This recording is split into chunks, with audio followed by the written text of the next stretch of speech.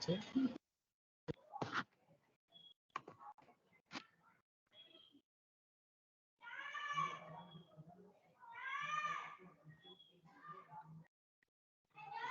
Bueno, muchachos,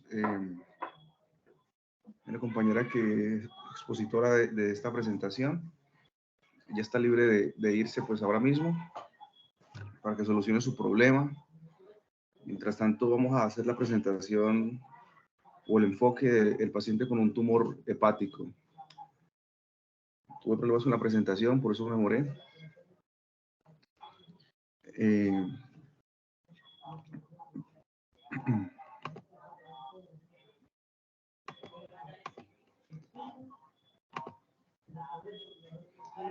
La presentación de síndrome diarreico la vamos a dar mañana, de malabsorción, perdón.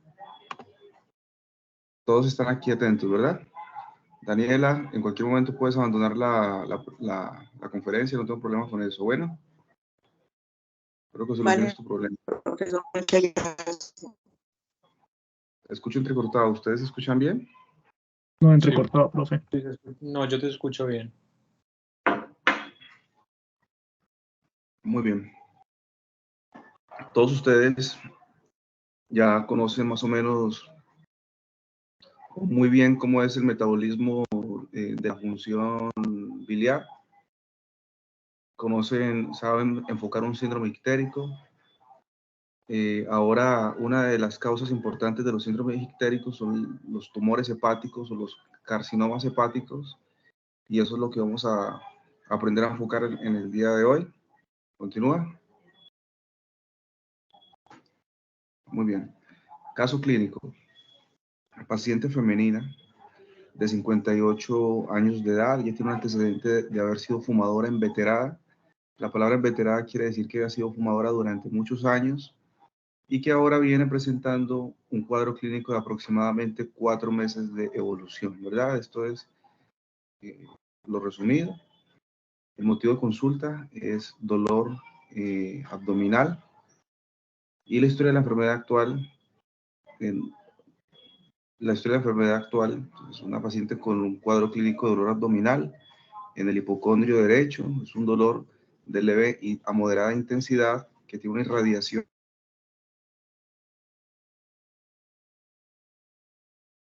sordo y persistente. Sordo es un dolor que no es caracterizable, que no se precisa exactamente en dónde es, y que este dolor es persistente.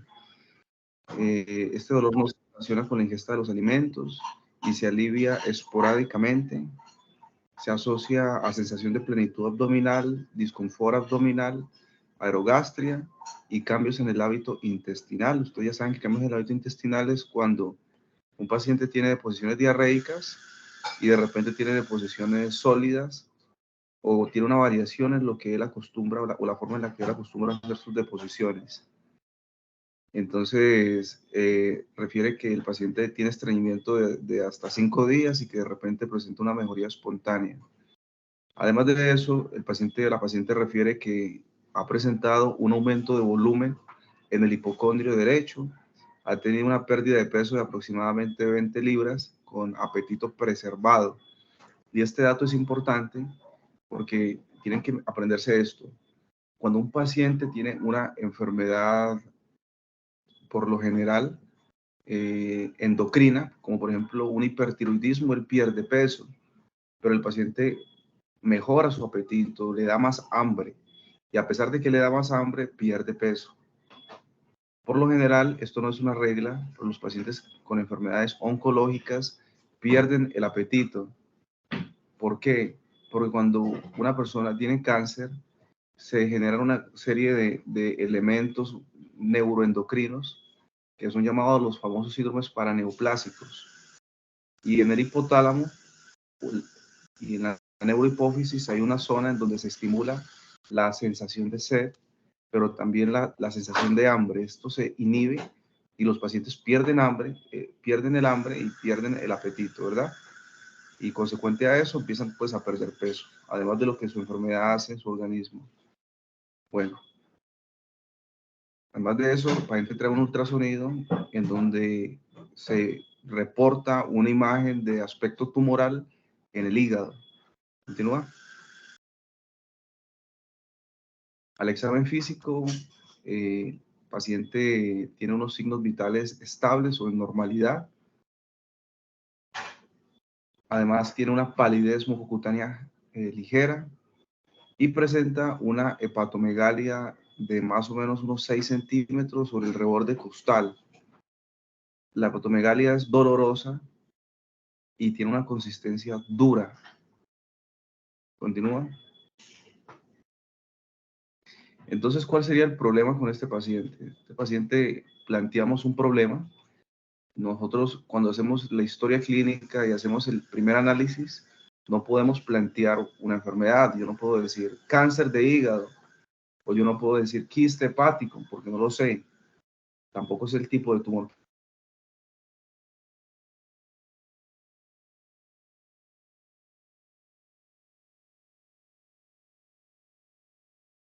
Si es una diarrea aguda, síndrome diarreico agudo, síndrome ictérico, más diarreas o síndrome ictérico más fiebre, por ejemplo. Entonces siempre los problemas son generales. Por eso el problema que se plantea aquí es tumor hepático, porque ya tenemos una evidencia imagenológica de que hay un tumor en el hígado. Se realizan los siguientes complementarios. En la química sanguínea se observa una eritrosedimentación, que es un examen de reactante inflamatorio. La eritrosedimentación se eleva en los procesos inflamatorios, por lo general de tipo autoinmunes. Pacientes con colagenosis como artritis reumatoidea, pacientes con colagenosis como el lupus eritematoso sistémico o pacientes con procesos infecciosos agudos. En esta paciente la eritrosedimentación es negativa, está de 15. Además de eso, tiene una glicemia en 5.01, estos son rangos en milimoles. En Estados Unidos y en las guías americanas y en la Harrison se reportan en milimoles, pero nosotros hacemos la conversión a miligramos por decilitro. La función renal se encuentra normal. Las transaminasas de este paciente están normales. La fosfatasa alcalina está normal. Las bilirrubinas totales están elevadas. Las proteínas totales están normales. La albúmina está normal. ¿Sigue?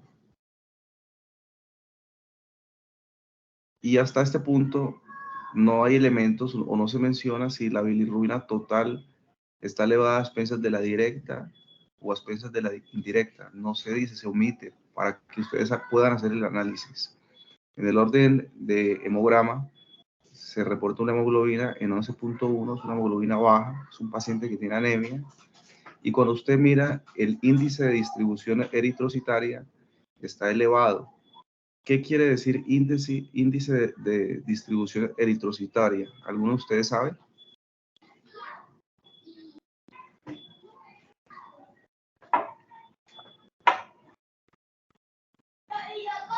Anderson, ¿sabes? Creo que es el tamaño, ¿no? ¿No es el tamaño? No. El volumen corpuscular medio es el tamaño. Pon la presentación. ¿No la ven ahí? No. No sé si alguien la ve. No, la quitaste. No, no se No, ve. no se ve. No se ve.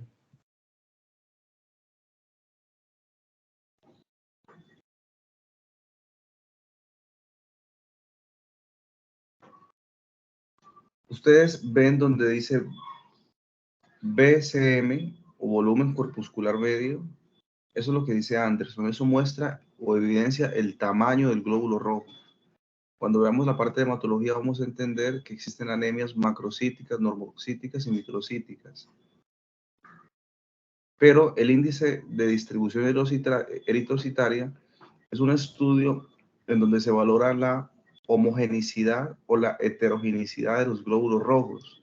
Es decir, los glóbulos rojos deben ser homogéneos. El mayor porcentaje de glóbulos rojos tiene que tener el mismo tamaño. Eso es ser homogéneo, somos iguales. Pero cuando existe un grado de homogeneidad, que es lo normal, el índice de distribución eritrocitaria se encuentra en rango de normalidad. Como lo dice ahí en el informe de laboratorio, es entre 12 y 16. Cuando está fuera de ese rango, se dice que el paciente tiene una anemia con índice de distribución eritrocitaria heterogénea. ¿Qué quiere decir eso? Que hay glóbulos pequeños, que hay glóbulos grandes, que hay glóbulos normales.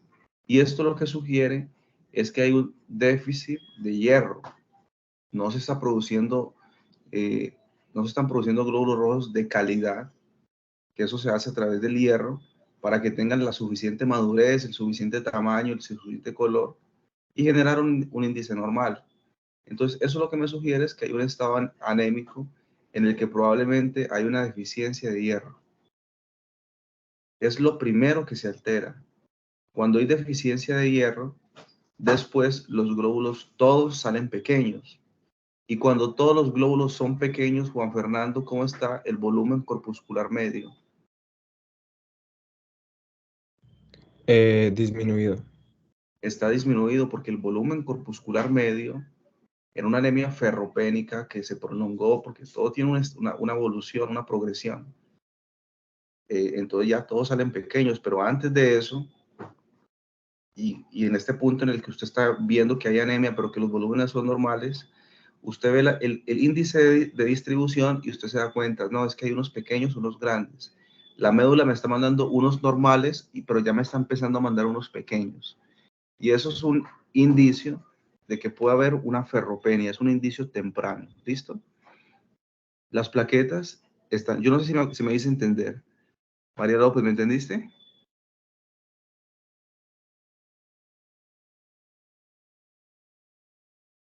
Sara Isabel, ¿me entendiste? Sí, señor. Listo. Profe, una pregunta. ¿Alguien tiene duda? Dime, Juan. Yo, Miguel. Ah, Profe, yo Miguel, también dime, tengo una. Miguel.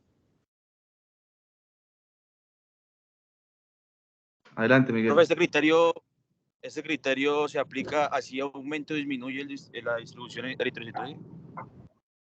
Por encima o por debajo es igual. Ok. Hay una heterogeneidad en el tamaño de los glóbulos rojos. Dime, Juan. No, iba a ser la Pero ¿qué misma, o sea, iba a influye que preguntar eso? si está más abajo que, o sea, del índice. O sea, igual indica que es heterogéneo.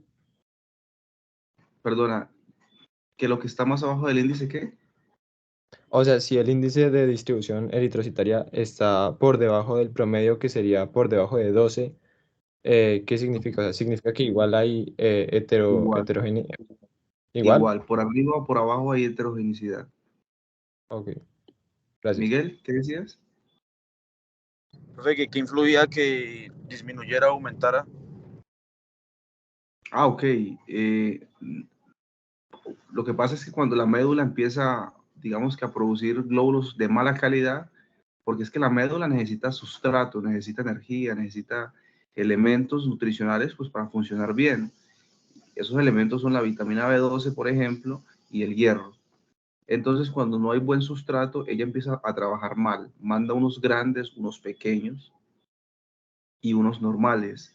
Cuando está elevado hacia lo alto es que hay unos más grandes y cuando está hacia abajo es que hay unos más pequeños. Eso no importa. Lo que importa es la heterogeneidad, que tú sabes que hay heterogeneidad. Y la heterogeneidad es característico de las anemias ferropénicas. Por ejemplo, déficit de B12.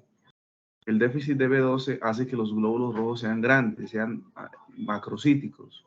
Pero por lo general, la heterogeneidad no se te afecta. Porque salen todos del mismo tamaño, grandes. Desde un primer momento empiezan a salir todos grandes, grandes, grandes. Pero en ferropenia, no, grandes, pequeños. Independientemente de hacia dónde se parcialice, si hacia lo grande o hacia lo pequeño, ese cambio de heterogeneidad te sugiere ferropenia. ¿Listo? Eso tiene que quedar claro porque aquí tú estás sabiendo que hay una pérdida de sangre. Cuando tú encuentras ferropenia o es que el paciente está desnutrido, está en inanición, no come, no tiene hierro o que está perdiendo sangre por algún lado. La zona más frecuente por donde la mujer pierde sangre, adivina cuál es, Sara. En el periodo de la menstruación. El periodo menstrual. Hay pacientes que tienen que tienen metrorragias, eso tienes que preguntárselo siempre. ¿Y cómo tú lo sabes? El uso de las toallas diarias. ¿Cuántas toallas usan un día? Más de 5 o 6 toallas es una metrorragia, es una hipermenorrea. Y la poli 5 o 6 días. No, es que me dura 7 días, 8 días. Está polimenorreica. Ah, no, yo me gasto 6 toallas, 7 toallas diarias. Está hipermenorreica, pero muchas veces, no, doctor, yo me vacío. Hay quienes no sangran y tienen miomas uterinos, que esa es otra causa. Entonces, las anemias ferropénicas en la mujer por lo general se debe a causas ginecológicas.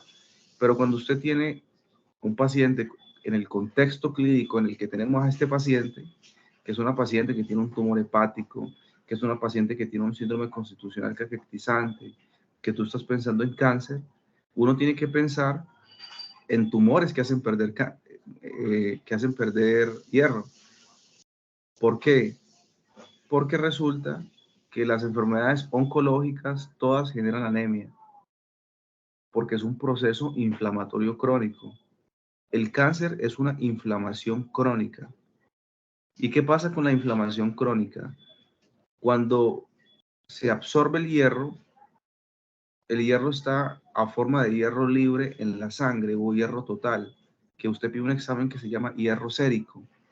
Eso tiene un rango, pero también hay hierro guardado dentro de la célula. Yo hubiera querido haber podido hacerle un dibujito como la vez pasada. Yo no sé si yo pueda compartir desde aquí para que yo una cosa.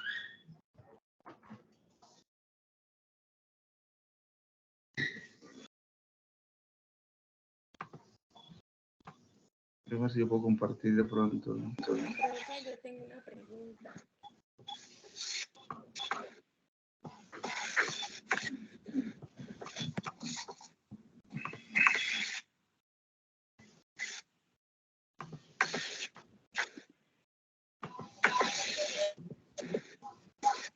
¿Están viendo? Profe, yo tengo una pregunta. Sí, profe. ¿Quién tiene la pregunta, perdón? Yo. Te escucho muy lejos, ¿sabes? ¿Ya me escucha bien? Dime, a ver.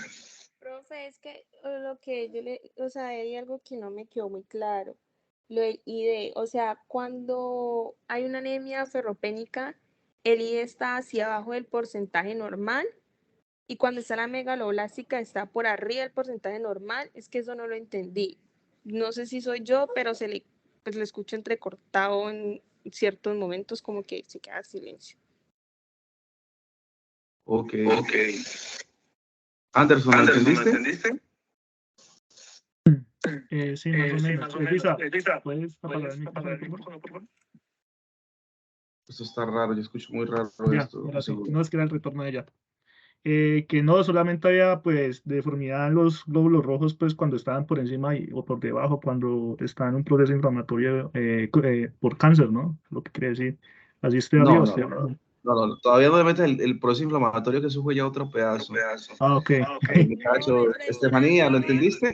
El profesor hablaba de que él mencionó la anemia ferropénica y cuando estaba megaloblástica, que eso fue en ese momento que se cortó. Él dijo que cuando una estaba hacia arriba, otra estaba hacia abajo. Ah, ok, entonces se cortó. Sí, porque usted está diciendo algo así como que la megaloblástica, como el que crece, el tamaño crece, entonces iba hacia arriba el ID Muy bien. Muy bien. ¿Cómo, Juan? Creo que Luisa pues tiene la pregunta y lo que crecía, lo que aumentaba era el volumen corpuscular medio en la macrocítica. O sí, pues creo que era eso. Exactamente. En la macrocítica aumenta el volumen corpuscular medio, ¿verdad?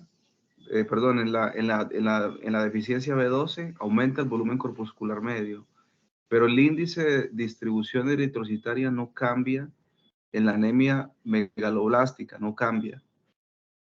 El índice de distribución eritrocitaria cambia solo en la anemia ferropénica. Para arriba, para abajo del rango, no importa, la cosa es que esté fuera del rango. Ahora, muy bien, les voy a explicar eso. Esto yo no sé por qué, a mí me parpadea como una discoteca. Espérate, a ver.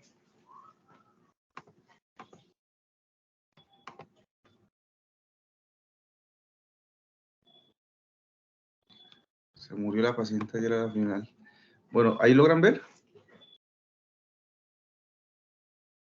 Pues yo no veo nada.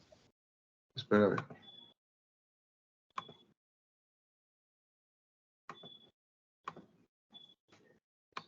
Ya ustedes van a saber por qué es importante que entiendan este pedacito. ¿Ahí sí ven? Listo. Este es un glóbulo rojo, ¿verdad? Los glóbulos rojos tienen que tener el mismo tamaño. Son iguales. ¿Cómo son, Laura? ¿Heterogéneos o homogéneos todos los glóbulos iguales?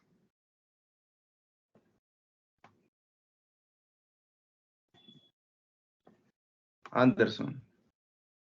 ¿Cómo no? ¿Cierto? Homogéneo. La homogenicidad es igual. Igual. Los glóbulos rojos deben ser homogéneos. Esto es lo normal. Pero cuando hay un déficit de hierro, que la médula, que es la que produce los glóbulos rojos, esta necesita hierro para producir glóbulos rojos de buena calidad. Si no hay hierro, los glóbulos rojos salen unos grandes, unos pequeñitos, unos grandes, unos normales. Entonces aquí hay una heterogeneidad.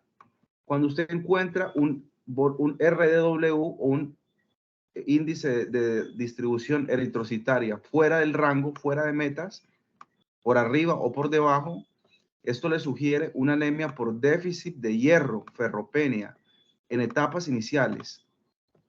En etapas iniciales. Ahora, cuando usted tiene una anemia ferropénica, usted espera ver un volumen corpuscular medio, como grande, pequeño o normal.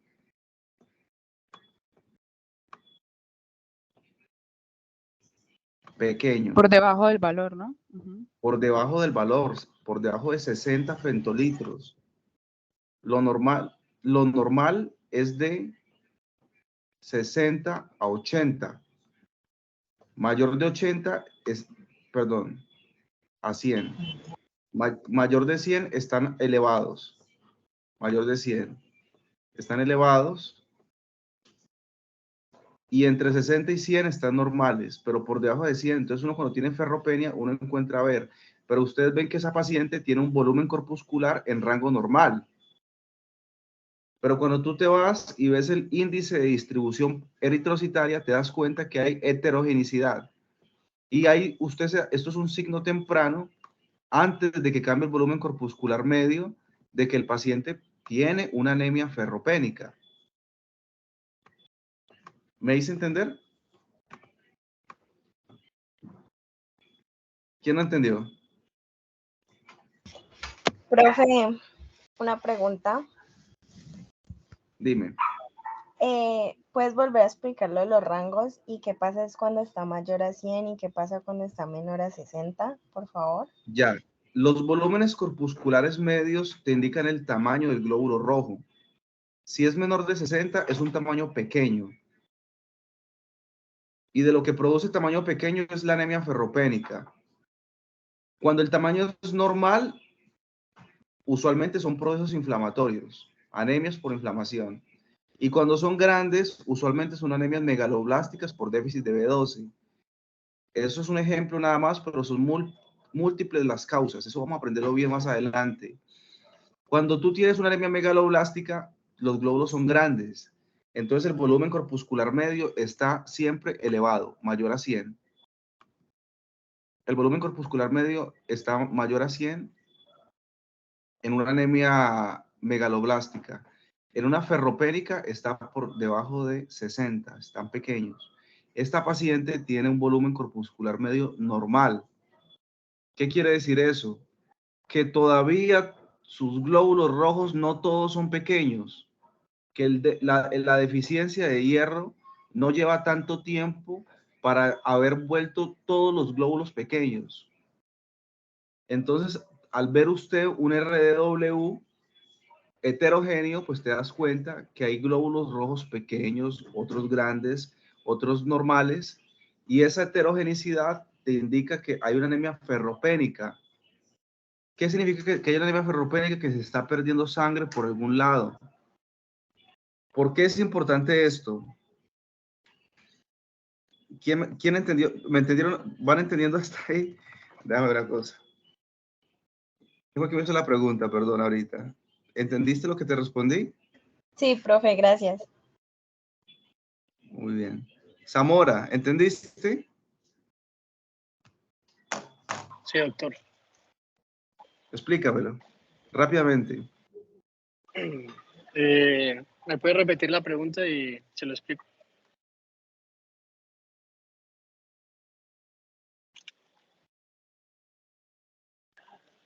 Profe. Dayana. Profe. Zamora, yo quiero que me expliques el Señor. proceso que estoy explicando. No, O sea, profe, es que explíqueme no lo de la heterogeneidad. De la heterogeneidad hace Sí. referencia a la alteración de del cuerpo de los glóbulos rojos, que no son homogéneos, o sea, no son iguales. Tamaño. Exacto. No son iguales. Entonces al variar el volumen corpuscular medio, pues se ve afectado en el caso de una anemia ferropénica. No, ahí no. A ver, sigue a ver si de pronto... Pues en el caso de una anemia ferropénica se vería afectado el índice de manera temprana antes del volumen corpuscular medio. Excelente, ahora sí. Muy bien. Signo temprano de anemia ferropénica. Puede estar por abajo o por arriba el índice, fuera del rango. Por abajo, Okay. por arriba, sí. Si está Es por igual. abajo, por arriba, significa que es heterogeneidad. Ya hay una alteración, ¿no? Exacto. No importa por donde estés, si por arriba o por abajo, te indica Simple o te sugiere anemia ferropénica. anemia ferropénica. Si yo tengo ya una anemia ferropénica avanzada y ya mi volumen corpuscular medio está en 50, recuerden que lo normal es de 60 a 100, y ya está en 50, ¿cómo está mi distribución eritrocitaria?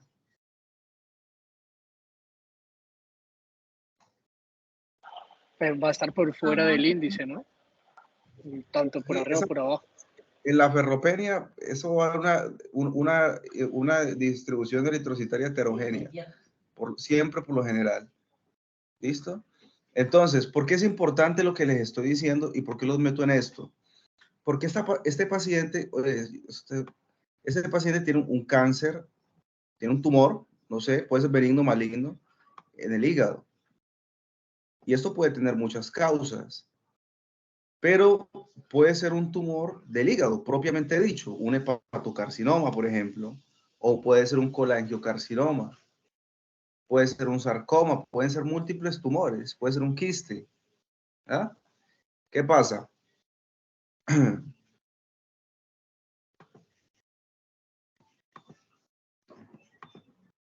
Los tumores producen anemia bajo el mecanismo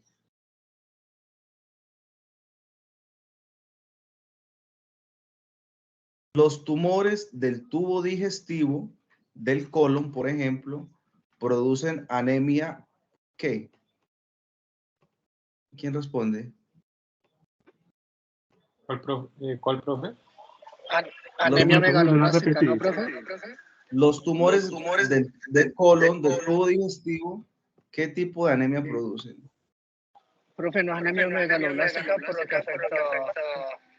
No, eso es el estómago. ¿No es anemia perniciosa, profe? Eso es el estómago. Estamos hablando del colon. Cáncer de colon. Ferropénica, ¿no, profe? Ferropénica, profe. ¿Por qué ferropénica? Un tumor ahí yo dibujé el colon, ¿no? Esto es un colon. Porque no va a dejar... Una mala absorción. Sí, una mala Mala absorción. absorción del hierro. La mala absorción, no, señores. Porque Una los mala tumores, absorción. porque los tumores de colon, adivine qué hacen.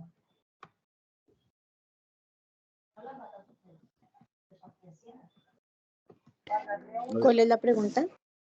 Adivine qué hacen los tumores de colon, todos. Pregunta, de pronto si se revienta no habría pérdida de sangre, lo que provoca una anemia ferropénica.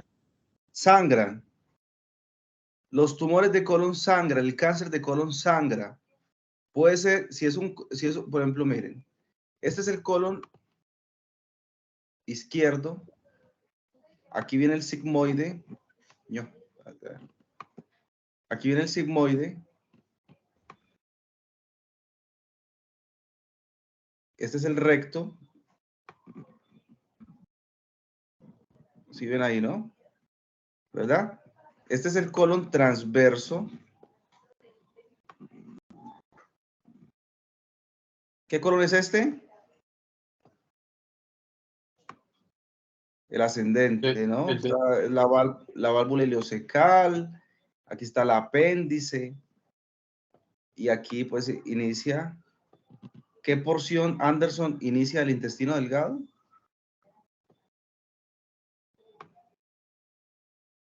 Anderson. No sé, no respondo. Ilion. ¿Verdad?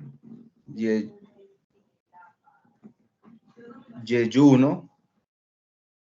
Esto es una versión corta porque el colon mide como 6 metros en su totalidad. Y este ya es el duodeno. Es el duodeno. Y el duodeno, pues nada, forma el estómago. Cuando hay algo aquí, pues ahí hay una malabsorción y cuando hay algo en el estómago, y ahí sí puede haber la malabsorción de B12 y puede haber anemia perniciosa y todo lo que ustedes están diciendo. Pero cuando yo tengo un cáncer de colon izquierdo, el paciente sangra macroscópicamente y puede haber hematoquexia. Pero cuando yo tengo un cáncer de colon derecho, el paciente sangra microscópicamente, no hay sangre en las heces, no hay hematoquexia, no hay melena, no hay nada, pero es un sangrado microscópico, pequeño. Entonces usted pide un examen que se llama sangre oculta en heces fecales y sale positivo. Eso lo que demuestra es que el cáncer de colon sangra. Y si el cáncer de colon sangra, se pierde el hierro. Y si se pierde el hierro, la anemia que el paciente va a tener es una anemia de características ferropénicas. ¿Cuál es la anemia ferropénica? Volumen corpuscular medio bajo, ¿verdad? Que todavía no está bajo como el de la paciente. No, pues tiene un ancho de distribución eritrocitaria amplio. Me sugiere heterogenicidad. Es decir, que es una anemia ferropénica que no lleva mucho tiempo. Pero entonces, ¿qué tengo que hacer? Buscar tumores que sangran. El cáncer de hígado, como ustedes lo ven allá, perdón, yo les voy a confesar que a mí la tecnología me atropella. Entonces, ahí está el hígado, ¿verdad? ¿El hígado sangra? O sea, ¿el tumor de hígado sangra? No. ¿Por dónde va a sangrar? No sangra. Morroso completo, a ver. Muy grande estaba.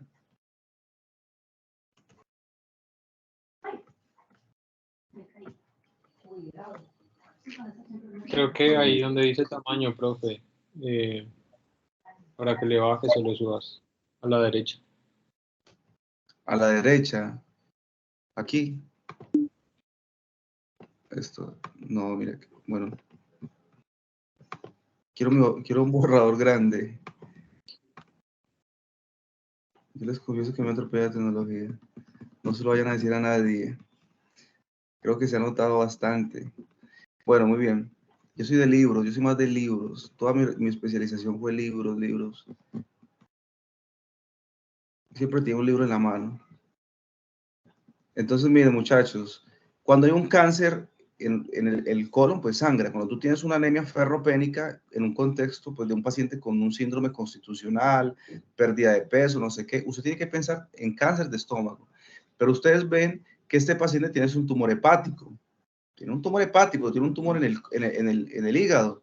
Entonces, nada, ahí hay un tumor. Hay que ver qué es. Los cánceres que no sangran, que son todos, o la mayoría que no son del tubo digestivo, generan también anemia.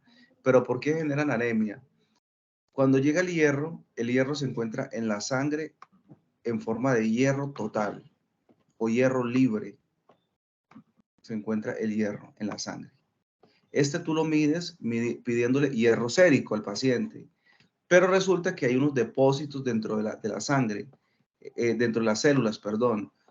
Y esos depósitos dentro de las células están llenos de hierro, que es lo normal, y usted lo mide mediante un examen, el depósito de hierro en la célula, usted lo mide mediante un examen que se llama, Daniela Rosero, ¿sabes?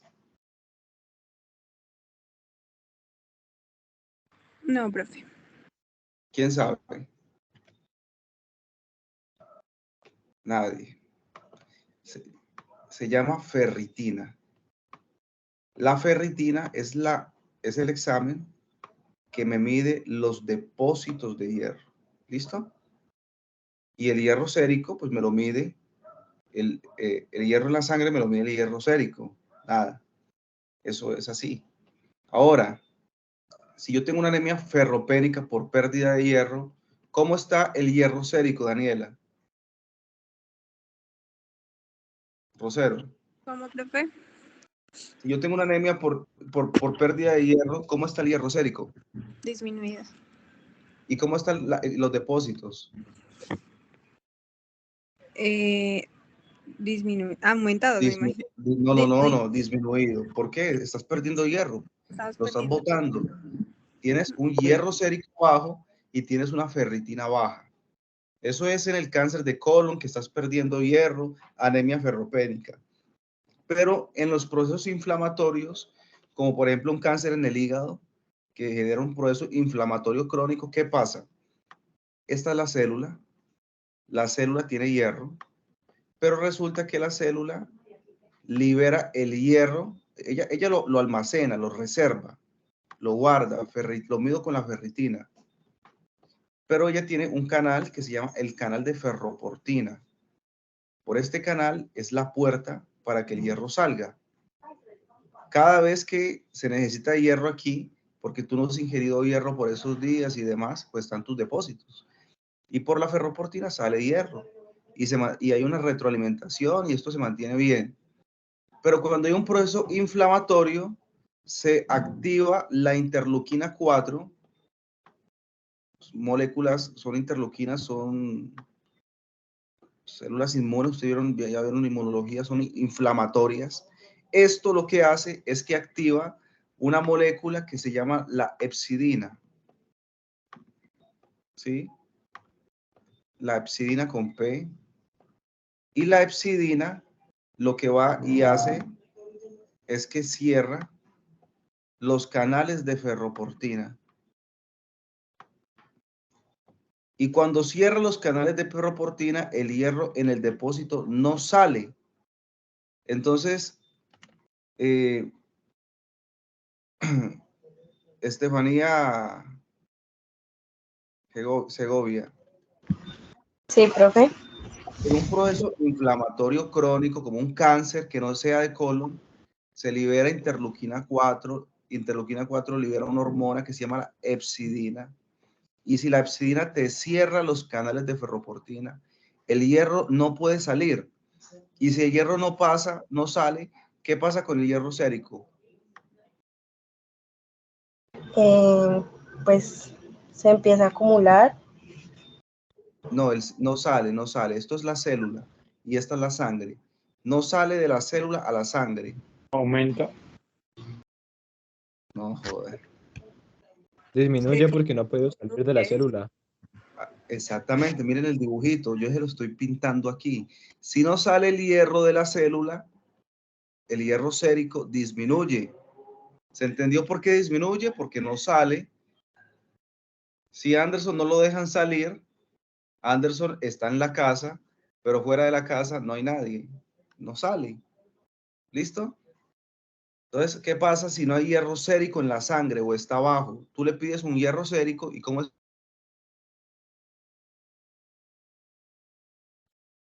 ¿Listo? Entonces ahora usted hace un hemograma y si el hierro sérico está abajo, que es el que va a la médula, ¿cómo salen los glóbulos rojos? Pequeños. Pequeñitos. Volumen corpuscular medio pequeño. RDW, ¿cómo está, Anderson? R, índice de distribución eritrocitaria, ¿cómo está? Alterado, ¿no? Heterogéneo. Eso, Fuera de rango. heterogéneo, esta cosa. Sí. Entonces, mire que usted ve volúmenes heterogéneos, volumen corpuscular medio bajo, pides hierro sérico y el hierro sérico está bajo. Está simulando una anemia ferropénica.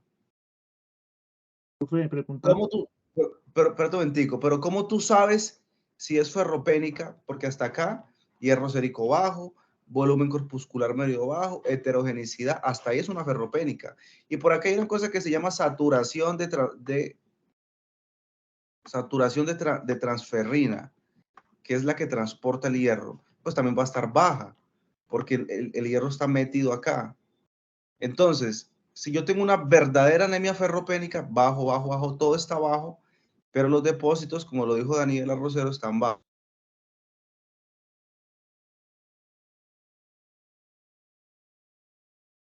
Yadira, la ferritina es la que te mide los depósitos. ¿Cómo está la ferritina en la anemia por inflamación? Recuerda que el hierro se queda.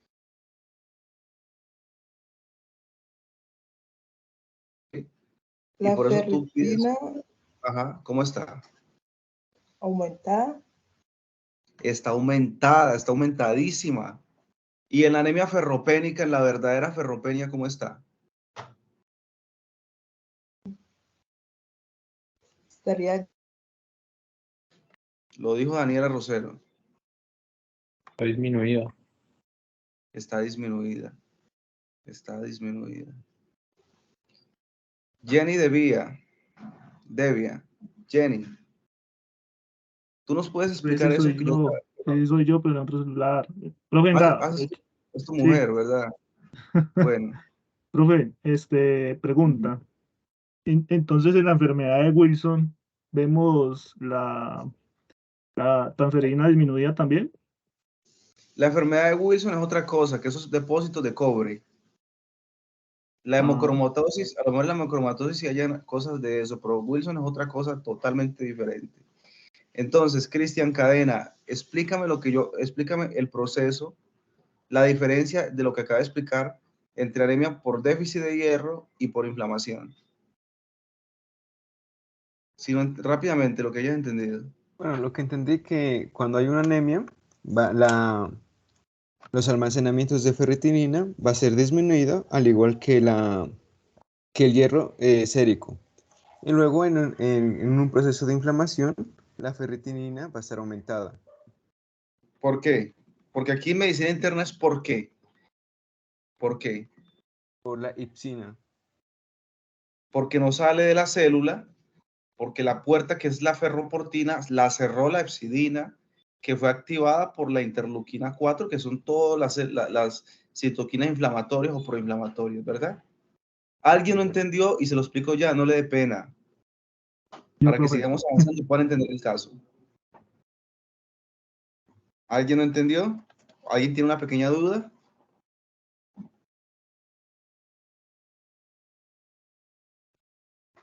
¿Están claros todos, muchachos?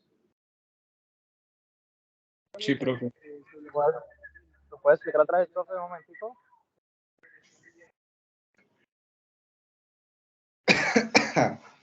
Ay, ay, ay. Tú tienes, una anemia por ferropenia porque botaste tu hierro, como en el cáncer de colon. Algo característico del cáncer de colon es anemia. Los que fueron a consulta conmigo se dieron cuenta que yo siempre les miraba si tenían anemia o no. Yo les expliqué eso. Cáncer de colon, anemia. Tiene que haber anemia. ¿Por qué? Porque se pierde sangre. ¿Y la sangre qué? Se pierde el hierro. Entonces, ¿qué pasa? El hierro en la sangre baja, que es el que se mide con el examen de hierro sérico, pero también se baja el hierro de los depósitos, que se mide con la ferritina, el depósito dentro de la célula. Entonces, el anemia por pérdida de hierro, está el hierro sérico bajo, está la ferritina baja. O sea, no hay hierro. Y si no hay hierro, ¿cómo sale el glóbulo rojo de la médula? Sale heterogéneo. Así que el ancho de distribución eritrocitaria está elevado, disminuido, fuera de rango. Y los volúmenes son pequeños, volumen corpuscular medio pequeño, ¿verdad? Pero en la anemia por inflamación, en donde no se pierde el hierro, sino que el hierro está secuestrado dentro de la célula, porque la inflamación libera una hormona que se llama la hepcidina. La hepcidina, la inflamación, la interleuquina 4, como lo quieran decir. La hepcidina cierra los canales de ferroportina, que es la puerta de salida del hierro, desde la célula hacia la sangre. Entonces, como no sale, se queda el depósito lleno. Entonces, usted hace una ferritina, a diferencia de la anemia ferropénica, y la ferritina en anemia por inflamación está elevadísima. Pero tú mides el hierro sérico y está bajo. Tú mides saturación de transferrina, que la transferrina es la que moviliza el hierro, está baja. Y como está bajo el hierro en la sangre, pues nada, la médula, ¿cómo te produce los glóbulos? Te los produce heterogéneos, y en un primer momento son volumen corpuscular normal, pero con el tiempo, a medida que progresa, se van haciendo cada vez más pequeños, y luego el volumen corpuscular medio es pequeño. Es decir, la anemia ferropénica y la anemia por inflamación son iguales o son muy parecidas, y la diferencia es pidiendo nivel de ferritina. Nadie sabe esto, por lo general los médicos saben que se pide y algunos, no todos, la mayoría no saben, que se pide ferritina para tú hacer esa diferenciación y hierro sérico, pero no saben el por qué, y ustedes acaban de entenderlo. ¿Listo? Denme un segundo.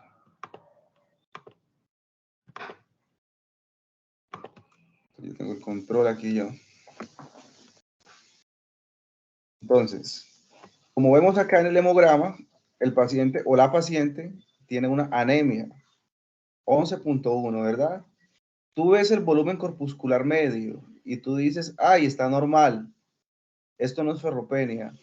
Pero ojo, porque cuando usted va y mira el índice de distribución eritrocitaria, está en 38.1 y está fuera de rango.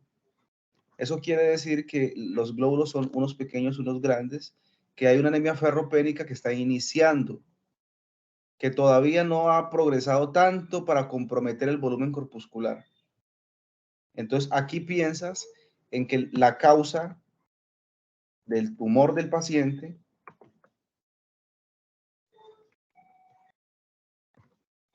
pues nada, ultrasonido con imagen de aspecto tumoral. Los tumores de hígado sangran, no, son los tumores de colon. Empiezas a generarte dudas. Entonces luego más adelante, cuando tú veas las causas de los tumores, pues vas a empezar a hacer disquisiciones. ¿Listo? Usted hace, al paciente se le dice, este paciente es real, fue paciente mío, de hecho. Fue paciente mío. Usted hace un estudio de marcador tumoral. Antígeno carcinoembrionario. Cáncer de tubo digestivo. ¿Sí? Se eleva en cáncer de tubo digestivo. Se eleva en cáncer hepático también. CA 125 se eleva en cáncer de pulmón y se eleva en cáncer de estómago. Alfa-fetoproteína se eleva en cáncer de hígado y en cáncer biliar o el colangiocarcinoma. Dentro de estos está elevado el antígeno carcinoembrionario, y esto puede sugerirte que hay un tumor de tubo digestivo o un tumor hepático. ¿Listo? Te perfila, el marcador tumoral te perfila. Usted luego, como vemos que hay algunos elementos del Profe, colon, qué pena. Es que no sé, es como mi computadora es pequeñita, entonces casi no alcanzo a ver. ¿Será que podrías como poner las diapositivas en presentación? listo. Ahí. Bueno, muy bien. Se hace un colon por enema.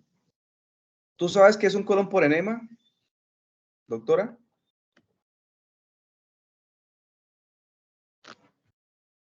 Sí, tú que me pediste que pusiera Todavía no presentación. hay presentación. ¿Cómo? Todavía no está en presentación. Pero mira que yo aquí lo tengo en Sí se ve la presentación. sí se ve la presentación. Sí, así se ve, pero no se ve en modo cuando en pantalla completa, pues no se ve así. Pero sí se Mira que ve. aquí me aparece a mí en pantalla completa, qué raro. Pero ¿le alcanzan a ver o no? Yo sí. Yo también. ¿Ahí se pone grande? No. ¿Nada? No, pero está quieto. Pero sí se alcanza a ver. Qué raro. Y supuestamente estoy compartiendo pantalla igual. ¿Ustedes ven cómo muevo la manito? No. No. No, y yo ahora te le estoy señalando cosas. ¿Y ahora la ven cómo se mueve la manito? Ahora sí. Y ahora sí. Sí. Bueno, tocó así. Póngase las gafas, doctora. Bueno, entonces, ¿ustedes saben qué es un colon por enema? No, profe. Alexander, ¿sabes qué es un colon por enema? Un colon por enema es un examen en donde se mete un líquido de contraste por el ano. Y el líquido de contraste, pues, abarca todo el trayecto del colon. Esto es para el colon. Lo dibuja. Entonces luego se le hace una radiografía abdominal. Y si hay un pequeño tumor o algo, pues se ve ahí contrastado. Entonces usted lo utiliza para ver si hay algún tumor gástrico o hay algo gástrico. Entonces en el colon por enema, pues que le realizó la paciente, ese control es bajo control TV, o sea, eso es ahí en vivo. Las imágenes son en vivos, ahí se ve cómo el contraste va, viene y demás. Y dice que hay múltiples formaciones diverticulares en el transverso descendente sin signos de diverticulitis.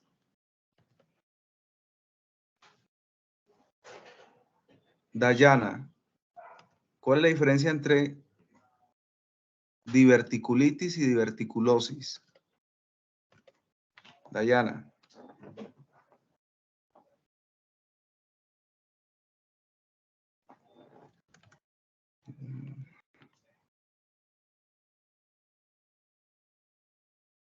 Juan Fernando, San Clemente. Sí, señor, ¿ahí me escuchan? Ajá, sí, diferencia entre diverticulitis y diverticulosis. Ella tiene Que diverticulosis, pero no tiene diverticulitis. ¿Cuál es la diferencia? en la diverticulitis están inflamados, por lo que está contraindicado hacer cronoscopias porque se pueden reventar, mientras que en los divertículos pues no está inflamado. Sebastián Villota, ¿qué le hago yo a un divertículo inflamado versus a qué le hago yo a un divertículo no inflamado? No, profe, la verdad no sé. Pues al inflamado le pongo antibiótico, ¿no? Y al no Pero, inflamado, nada. ya. ¿Listo? Entonces, ella tiene diverticulosis, que eso es normal.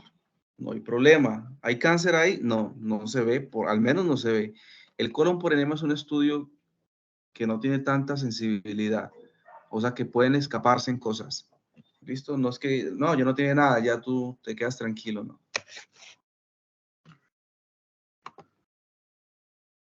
Se realiza un ultrasonido abdominal. En el ultrasonido abdominal que realizamos en el hospital, el hígado es no homogéneo. Un hígado debe ser homogéneo, como los glóbulos rojos, deben ser iguales, homogéneos. Pero cuando un hígado no es homogéneo, es que hay algo ahí metido por allá, por acá, pueden ser lesiones, pueden ser... Y es un lóbulo, y tiene un lóbulo derecho de 170 milímetros, que está grande, y hacia el lóbulo, hacia el segmento 5, 6, 7 y 8, existe una lesión focal heterogénea, o sea, es un tumor ahí que tiene diferentes texturas, por eso es heterogénea y predominantemente ecogénica, con contornos polilobulados, que mide de 100 a 110 milímetros, con escaso flujo al Doppler, es decir, que no es quiste, no es agua, sino que hay componente sólido, por eso el Doppler no tiene buena penetrancia. Dicha lesión comprime y desplaza estructuras vasculares, la vesícula en reflexión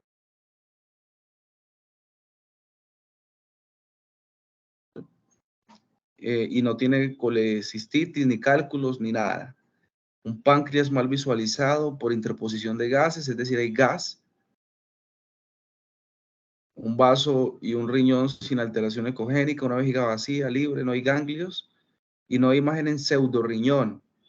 Cuando ustedes vean el concepto ecográfico de imagen en pseudorriñón, es una definición imagenológica, una caracterización imagenológica de un cáncer de colon. Cuando el ecografista te dice imagen en pseudorriñón, es que está visualizando un tumor en el colon y se le dice así, es un signo radiológico. Como lo que me preguntaba Anderson la otra vez de un signo radiológico, no recuerdo qué era, que no sabía en ese momento. ¿El de herradura? Exactamente, de herradura. Se realiza una resonancia magnética y como ustedes pueden ver, esta es la textura. ¿Ustedes ven la flechita? Esta textura es la normal, es una textura de un hígado normal, pero mire que debería ser igual, debería la textura de ser homogénea, pero aquí no hay homogenicidad en la estructura o en el parénquima del hígado, eso es lo que describe el ecografista, una textura, otra, y que hay un tumor en los segmentos 5, 6, 7 y 8, que es una gran masa y es polilobulada. Miren los lóbulos acá, tiene varios lóbulos, prominencias. Eso es un masacón que tiene en el hígado. Y aquí pueden ver otra imagen en la resonancia, en donde está esto. ¿Listo? Obviamente se realiza una biopsia de esa imagen, de esa masa, guiada por ultrasonido, y pues como una biopsia se demora tanto tiempo, le dimos alta al paciente hasta que se le dé el resultado, que son como 15, 20 días. Entonces, ahí son los análisis. Y uno dice, bueno, ¿yo qué creo que es? Que no sé qué. Entonces, ustedes van a... Isabel Ibargüen, ¿qué crees que puede ser esa lesión que tiene el paciente en el hígado? Con todo lo que hemos hablado.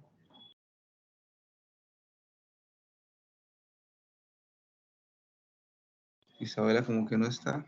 Sí, aquí Isabel. estoy, solo que internet.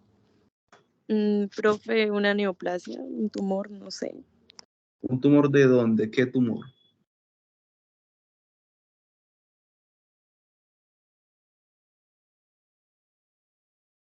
En el hígado, uno hepatocelular.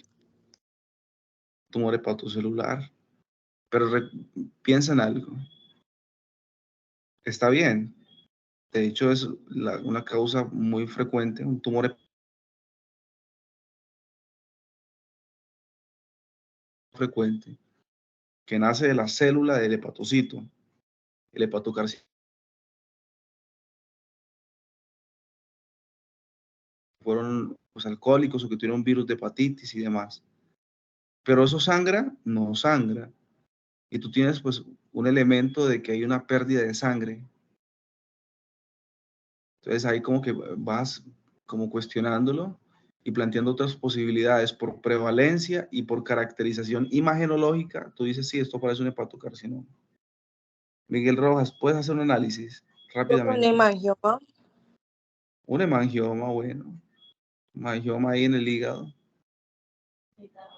Pero recuerda que tiene síntomas constitucionales, tiene pérdida de peso, está caquética. Entonces usted dice, ¿será un tumor benigno o maligno?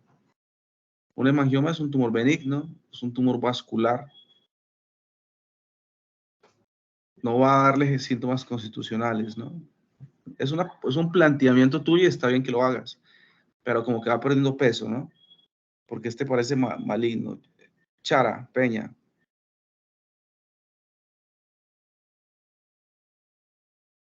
Bueno, Ustedes saben que nadie está obligado a asistir en horarios extracurriculares. Pero tratamos de hacerlo extra, pues porque yo sí quiero que Profe, abordemos. Igual mañana vamos a revisar aló, temas. profe. Sí, aló. Hola, profe, ¿me repite la pregunta, por favor? Es que se está entrecortando. Aló. ¿Alguien más no escucha? Profe. Anderson, ¿se está Sí. escuchando lo que yo digo? Pues que Sí. hay momentos que se Que se- entrecorta, pero no sé si sea a mí o a los demás. A todos. Sí, profe, a mí me está cortando.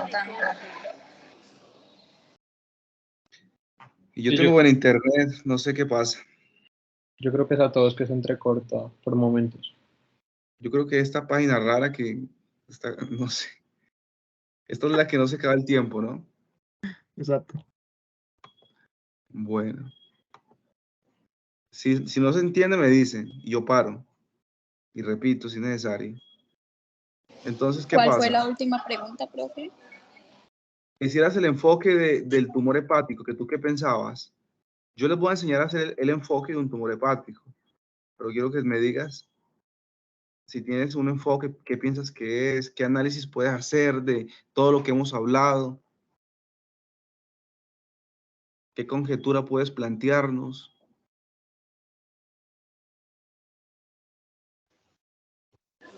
Profe, pues, no sé, como en conclusión que como es un tumor benigno, creo que puede o no causar síntomas, depende de en qué grado esté, ¿no?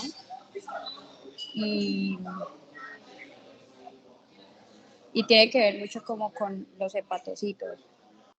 Y sí.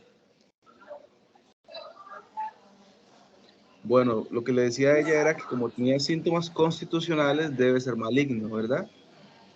Ajá, es Debe ser depende maligno. como del el volumen de la masa, ¿no? También. Vamos a seguir para que Profe, yo ustedes tengo una vean. pregunta. Micrófono, Sí, por dime. favor. ¿Podría ser un colangiocarcinoma intrahepático? Puede ser un colangiocarcinoma. Puede ser un colangiocarcinoma. Pero mira que está perdiendo sangre. Usualmente los tumores de ahí producen anemia inflamatoria, pero este paciente pareciera que estuviera teniendo una anemia por pérdida de hierro.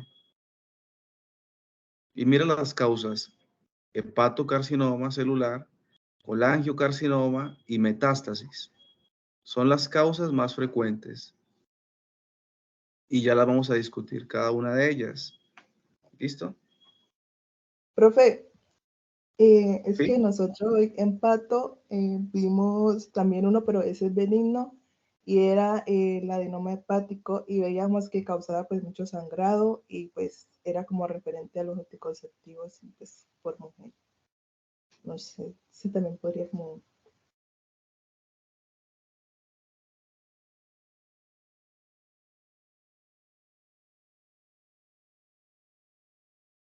Entonces que, a ver,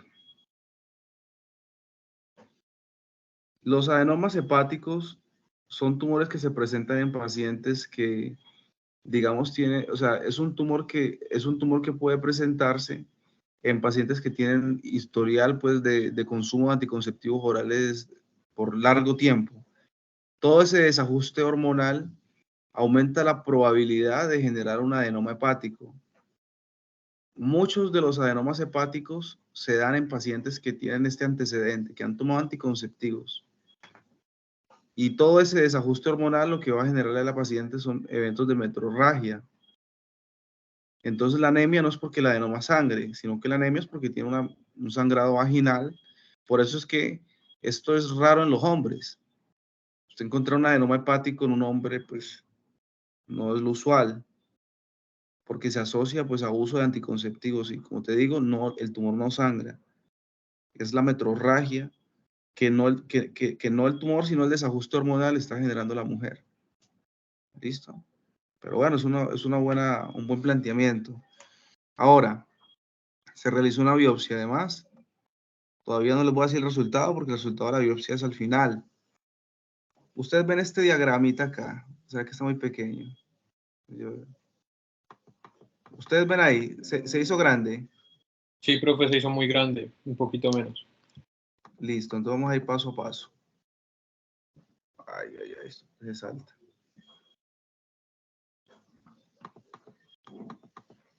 Muy bien. Enfoque de hepatomegalia.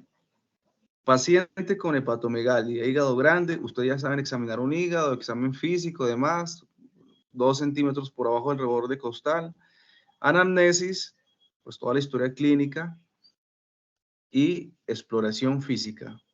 2 contextos, signos clínicos graves, sospecha de proceso tumoral o un recién nacido. Segundo, proceso infeccioso agudo o sin síntomas de gravedad. Un hígado grande se puede dar por un proceso infeccioso. Hay infecciones que se llaman síndromes mononucleósidos infecciosos. Son infecciones agudas, por ejemplo, el Epstein-Barr, el citomegalovirus, el dengue, y todos esos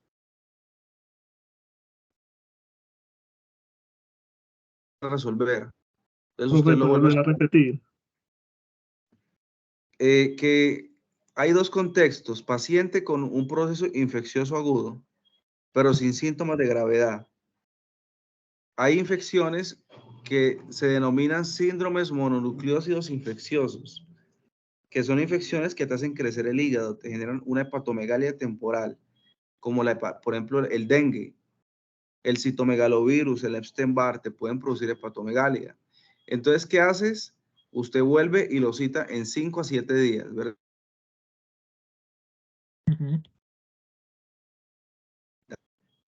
¿Listo? Si tiene hepatomegalia en 5 o 7 días, continúas con este proceso. Segundo contexto, paciente con signos de gravedad, sospecha de tumor o un paciente recién nacido con hepatomegalia. De entrada, lo remite al hospital y de entrada hace pruebas. ¿Listo? Este de acá, signo infeccioso agudo sin signos de gravedad, lo vuelves a ver a los 7 días. Si la hepatomegalia continúa, exámenes. Signos de gravedad, proceso tumoral o recién nacido, para el hospital y exámenes. ¿Listo? Eso es lo que tenemos que hacer inicialmente. Cuando llegue los exámenes, usted va a ver si hay signos de insuficiencia hepática. Si no tiene signos si tiene signos de insuficiencia hepática, ingreso para el hospital a que le estabilicen sus signos de insuficiencia hepática. Eso lo vamos a ver más adelante. Proteínas bajas, tiempos de coagulación prolongados, hiperbilirrubinemia directa, hipocolesterolemia. Bueno, no tiene signos de insuficiencia hepática, mira las bilirrubinas. La bilirrubina está normal, no está elevada. Si está normal, busca si hay esplenomegalia.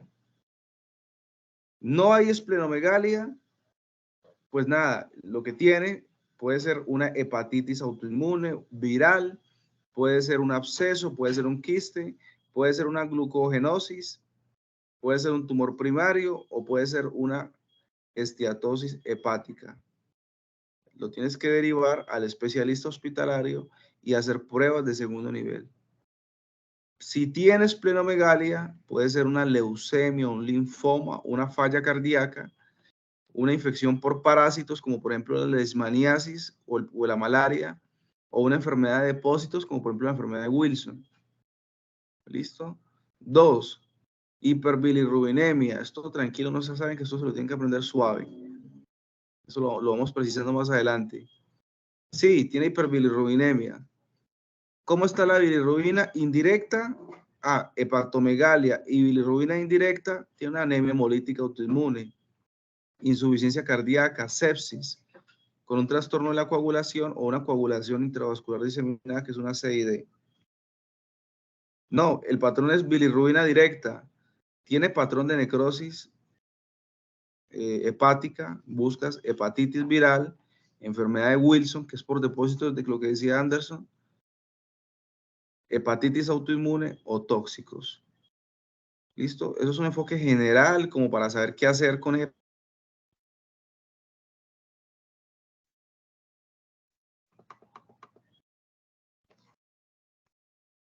Causas de hepatomegalia. Y así es que ustedes tienen que analizar y discutir un paciente. Por eso lo estoy haciendo de esta manera. Causas inflamatorias, causas por depósitos, causas por infiltración celular, causas por congestión del flujo sanguíneo y causas por obstrucción biliar. Causas por inflamación, infecciones, toxinas, drogas, hepatitis autoinmune o colagenosis, que son lupus, todo esto, ¿no? Las infecciones que pueden producir hepatomegalia, virus de la hepatitis A, virus de la hepatitis B, de la C, citomegalovirus y Epstein-Barr.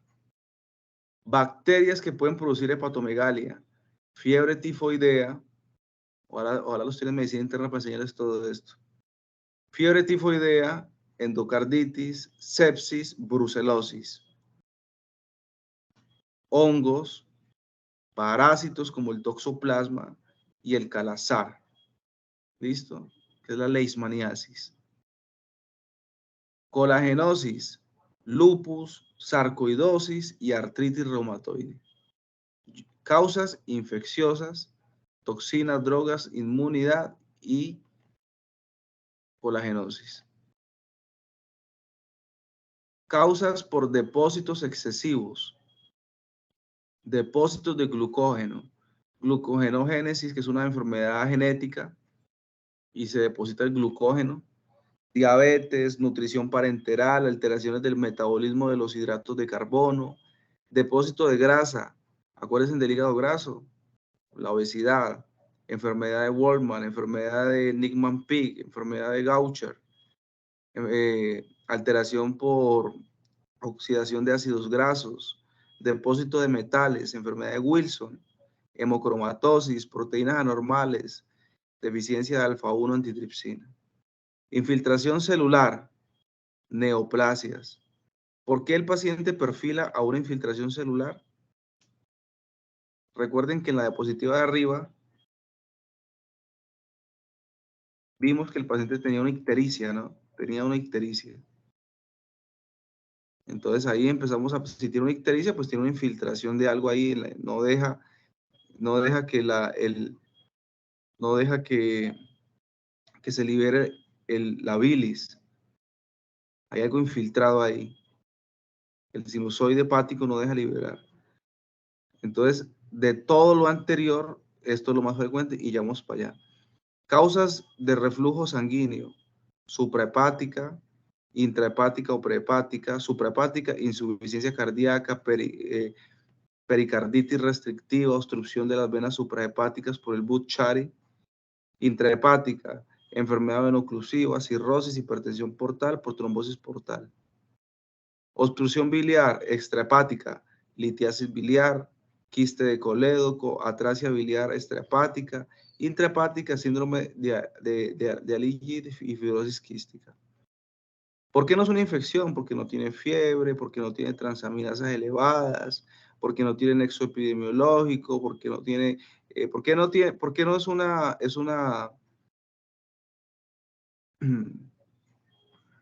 porque no es una colagenosis, no tiene artritis reumatoide, no tiene otros elementos. O sea, usted va descartando en el orden de la anamnesis y el examen físico otras enfermedades, pero hay que sabérselas. Los síntomas del lupus, ¿no? Porque no tiene artritis, no tiene dolor articular, no tiene fotosensibilidad, no tiene caída del cabello. ¿Por qué no sarcoidosis? Porque no tiene atelectasias, porque no tiene compromiso de la función renal, porque no tiene reumatoidea, porque no le duele el riñón, porque no Kawasaki, porque no ha ido a una zona endémica donde haya leishmaniasis, porque no toxoplasma, y así vas descartando. ¿Por qué no insuficiencia cardíaca? Porque no tiene síntomas congestivos, no tiene disnea, no tiene edema miembro inferior. ¿Por qué no Budd-Chiari? Porque no tiene signos de hipertensión portal en la ecografía. Entonces, a la final, después de hacer todo ese análisis, que cuando ustedes estén en medicina interna van a tener que aprender a hacerlo.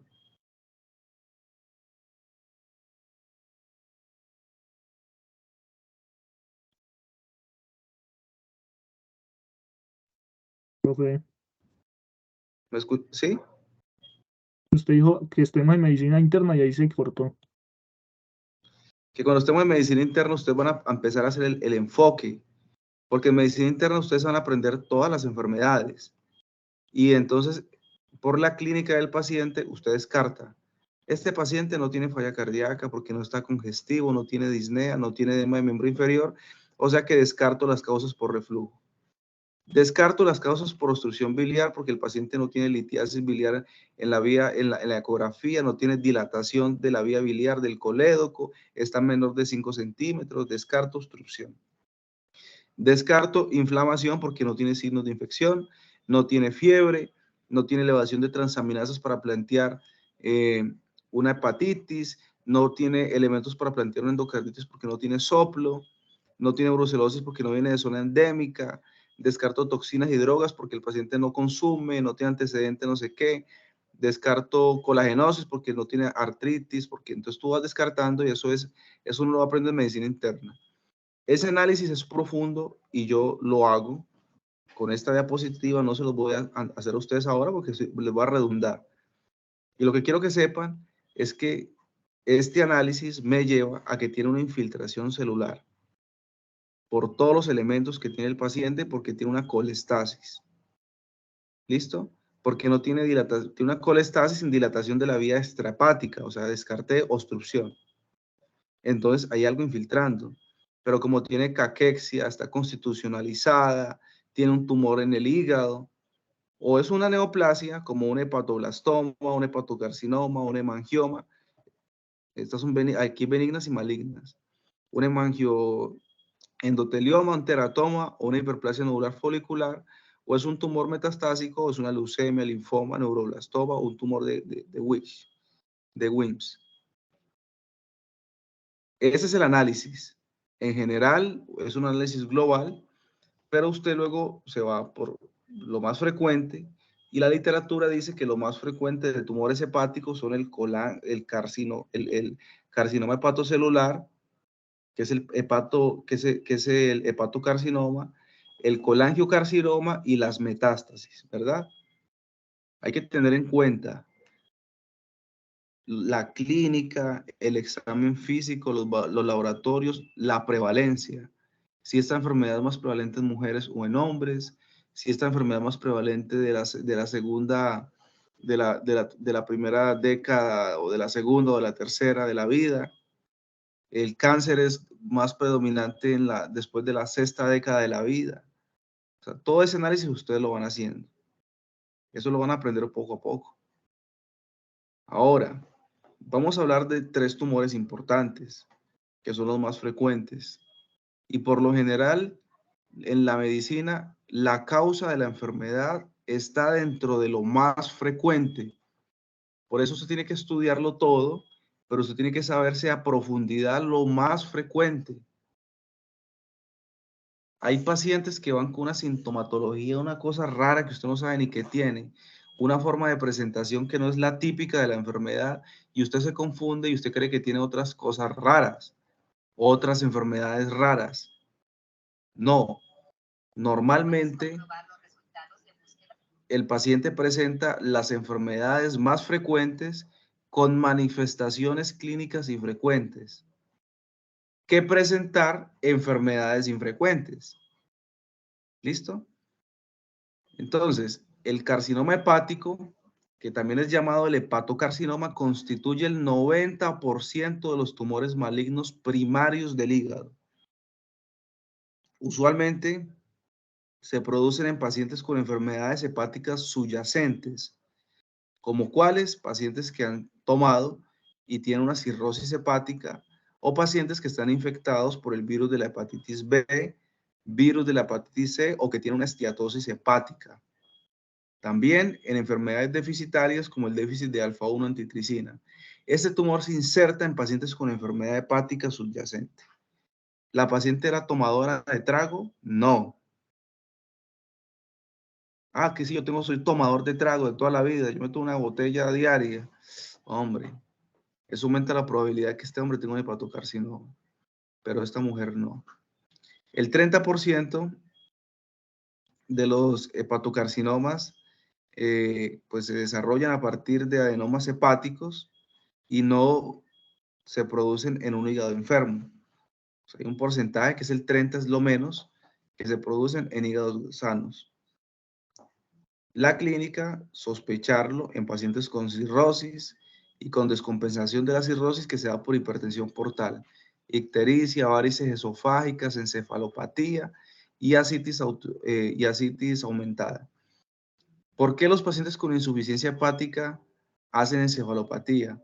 Porque las bacterias producen amonio. Las bacterias del intestino, la flora intestinal produce amonio. Ese amonio llega a la sangre y el hígado lo metaboliza y no pasa nada. Pero cuando el hígado no funciona porque está con insuficiencia, ese amonio no se metaboliza y ese amonio se acumula en el cerebro y genera una encefalopatía por amonio. Por eso, clínica de encefalopatía. Ictericia, ¿por qué? Porque pues se afecta la enzima glucuronil transferasa, no se da el proceso de conjugación de la bilirrubina y pues se genera una ictericia. 2. ¿Por qué varices esofágicas? Porque está fibrótico el hígado. El fibrótico, yo te le explicaba que el hígado tiene una vena por debajo y una por arriba. La vena por debajo, pues el hígado no absorbe la sangre, no la colecta bien porque está fibrótico, está cicatrizado. Y entonces va generándose una hipertensión, un flujo retrógrado en la vena porta y se genera hipertensión portal. Y como hay una dilatación venosa, se dilatan las varices esofágicas y pueden sangrar. Se dilatan las hemorroides. Además de eso, se extravasa el líquido y se genera una citis. Entonces, toda la clínica de una descompensación de un paciente cirrótico es la clínica que por lo general uno se encuentra en un paciente con hepatocarcinoma y esa no es la clínica que tiene nuestra paciente. ¿Listo?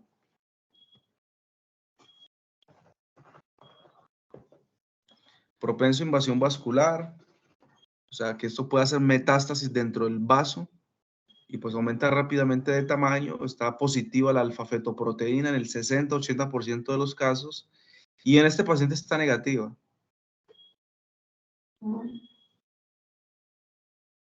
Entonces,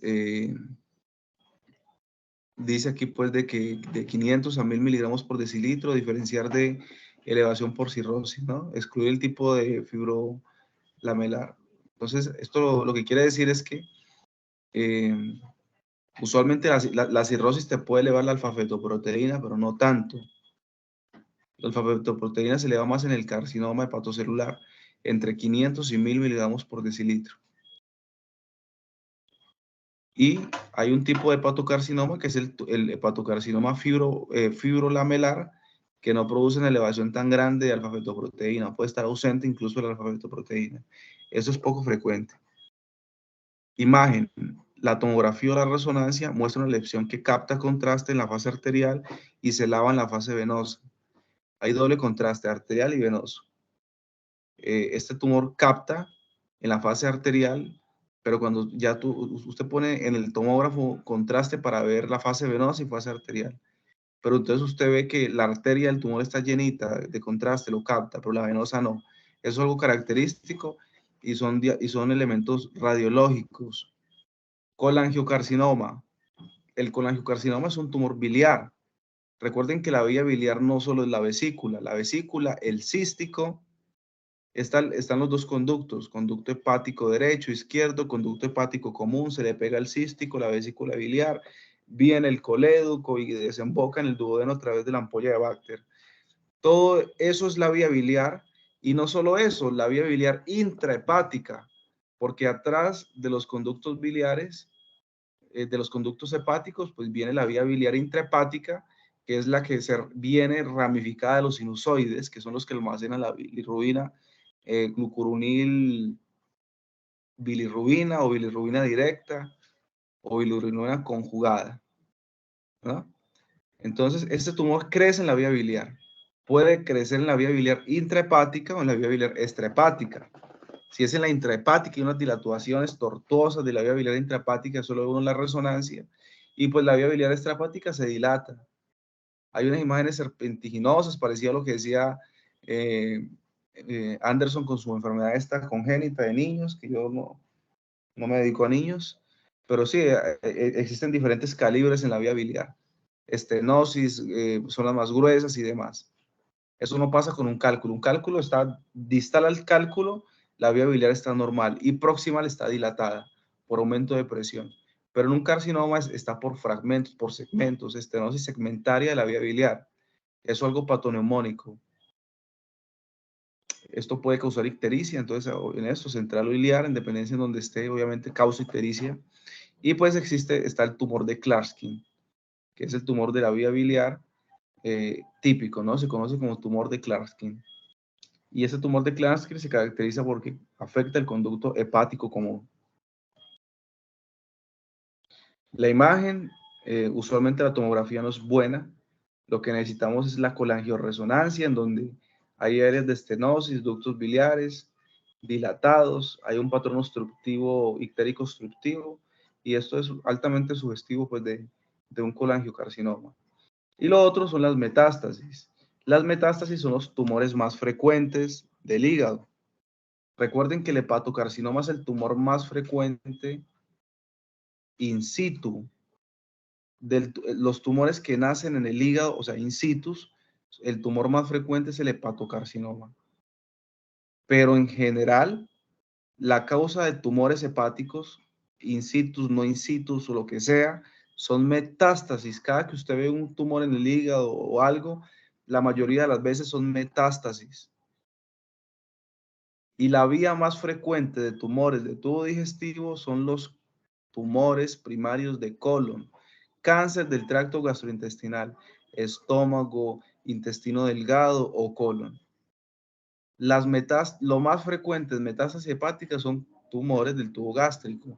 El CEA, el antígeno carcinoma embrionario, es un marcador tumoral de tubo gástrico y estaba elevada en esta paciente. La alfa-fetoproteína, que es un marcador tumoral de hepatocarcinoma, estaba negativa. Si solo hay metástasis hepáticas, pues se hace una resección y hay un beneficio. Si hay cáncer de colon, pues hay que hacer resección de la metástasis y la sobrevida, pues a 5 años es del 50 a 60%. A los 5 años la mitad están muertos con cáncer, con metástasis hepática. ¿Qué pasa? ¿Cuál es el análisis aquí? Teniendo en cuenta que hay un tumor hepático, pero que es que este paciente tiene una anemia ferropénica, tiene elementos de que está sangrando.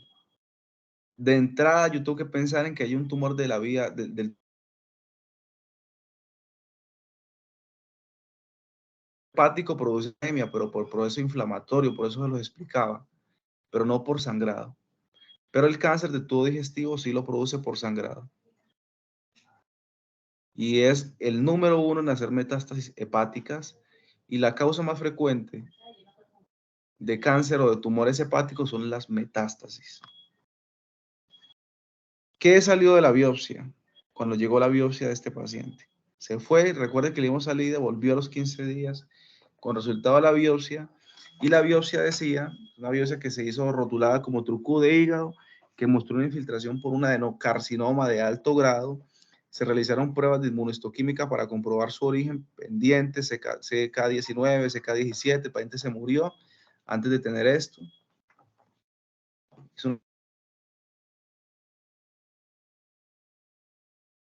por lo general. Se te está cortando más de seguido ya. Que la paciente en la biopsia tenía un adenocarcinoma. La biopsia del hígado es un adenocarcinoma. Y le hicimos la inmunohistoquímica para saber el origen y la paciente falleció antes de saber la inmunohistoquímica.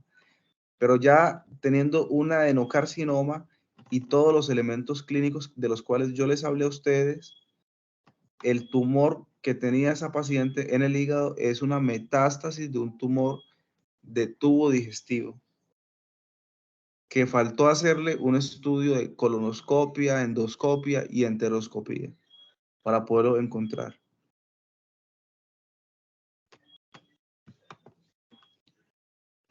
Anderson, ¿entendiste? Sí, profe, entonces, pues un comentario así todo, no sé, en el examen físico, o sea que no se encontró nada en el abdomen, así como masas indoloras y duras, ¿no?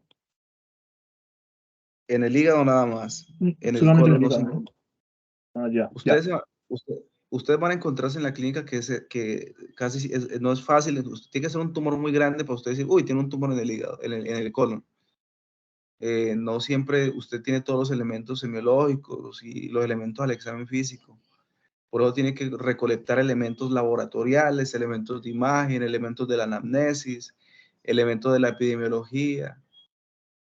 Y entonces usted tratar de sacar lo máximo posible de cada uno de esos y meterlo y sumarlo al paciente en orden de prevalencia, la enfermedad que más tenga aspectos de los elementos que usted planteó en el orden clínico, en el orden de la anamnesis, de laboratorios, de imágenes, la que más tenga elementos, esa es tu primera hipótesis. La segunda que menos tenga elementos, tu segunda hipótesis. Y lo que menos tenga elementos, pues es tu última hipótesis. Entonces, el objetivo de esta charla es hacerles a ustedes pues una introducción sobre lo que son los tumores hepáticos. Y yo quiero que lean, no tienen que leer literaturas complejas, yo voy a revisar, todo está en el ROCA. Miren si está en el ROCA, si no me dicen y yo les mando algo. No tiene que ser tan dispendioso. Quiero que lean hepatocarcinoma, quiero que lean colangiocarcinoma y quiero que lean metástasis hepática, porque son los tumores hepáticos más frecuentes. Daniela Rosero, ¿qué te pareció? ¿Entendiste? ¿Alguna duda? No, sí, profe, muy bien, muchas gracias.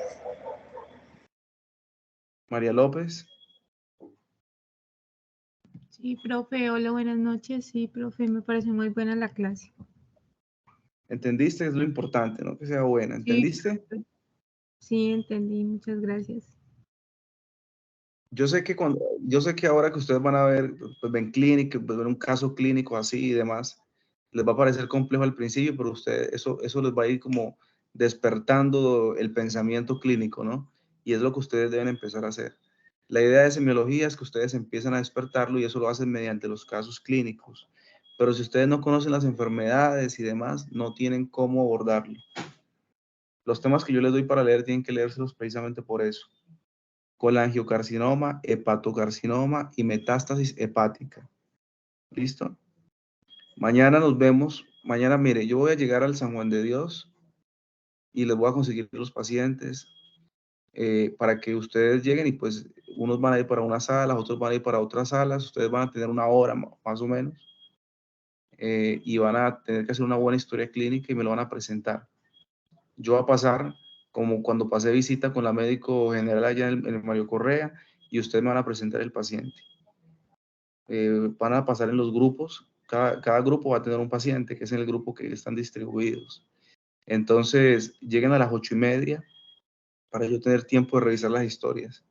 Y yo sé lo que tiene el paciente, entonces después de que pasamos revista, vamos a reunirnos todos en un auditorio, ¿listo? Para que hagamos la discusión de los casos. Entonces, nos vemos mañana, muchachos. ¿Alguna duda? No, profe. 8 de Dios.